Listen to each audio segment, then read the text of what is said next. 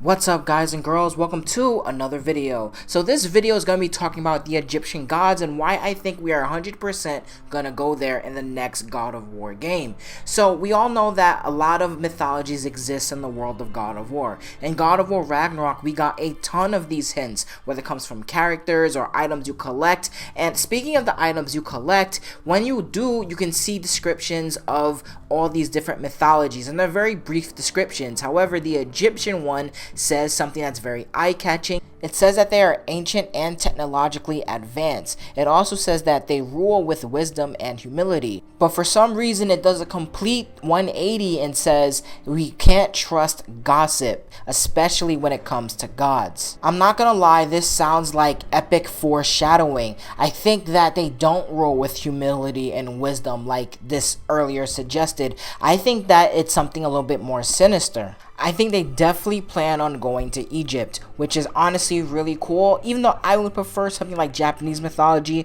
because we've seen Egypt in other games many times. I think that this is a pretty cool concept.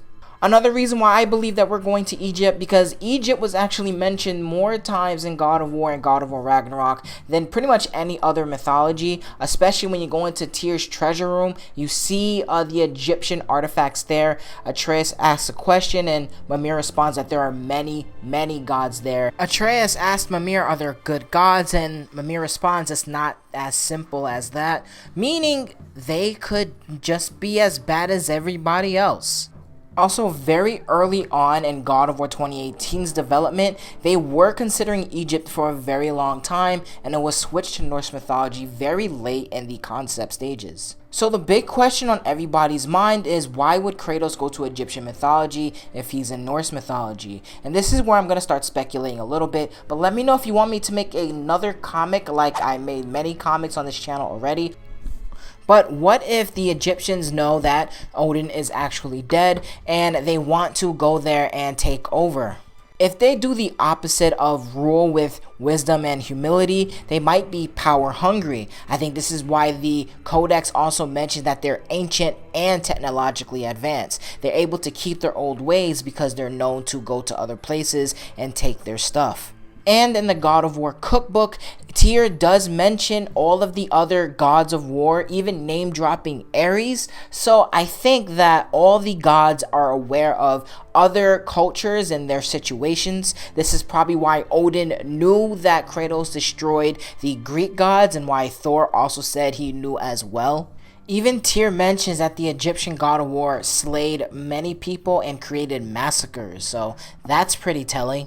So with the loss of Odin, they go and try to take over the Norse pantheon, which is obviously where Kratos lives and he now kind of protects over. I think that the next game can definitely start in Norse mythology, following Kratos, how much he's changed. Then suddenly there's an attack, there's explosions in the distance. Kratos goes to check it out and realizes that it's another pantheon altogether.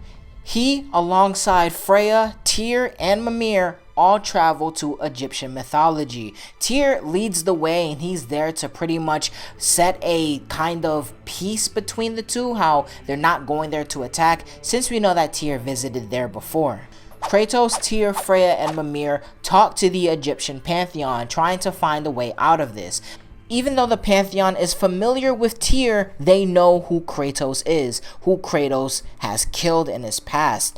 Now there are two pantheons that do not have their king of the gods, and then suddenly Kratos comes and shows up there. They might see Kratos as an immediate threat and begin to attack. Peace treaties break down, and now Kratos has to find a way to get the Egyptian gods to submit and leave his home alone, Norse mythology, or else this mythology is going to attack Norse. And I think that is a pretty cool concept. It lines up with who Kratos is now as a character. He's fighting to protect, not to just destroy. To be honest, I think that this is a perfect story to set up the Egyptian pantheon, that they're rumored to be these peaceful people, but truly the reason why they're technologically advanced yet still keeping their ancient ways is because they're known to go to other cultures and pretty much take them and take their technological advances. So when they hear that Odin is gone, they go there, they start to attack. Kratos obviously defends Norse and takes his closest companions, especially when it comes to Tyr, and they go to try and talk to create peace. Peace breaks down because of Kratos' reputation, and they weren't going to stop anyways, and this can be the new plot of God of War Egyptian Ragnarok. I don't know, but let me know your thoughts in the comment section down below. Do you like this idea? Do you dislike this idea?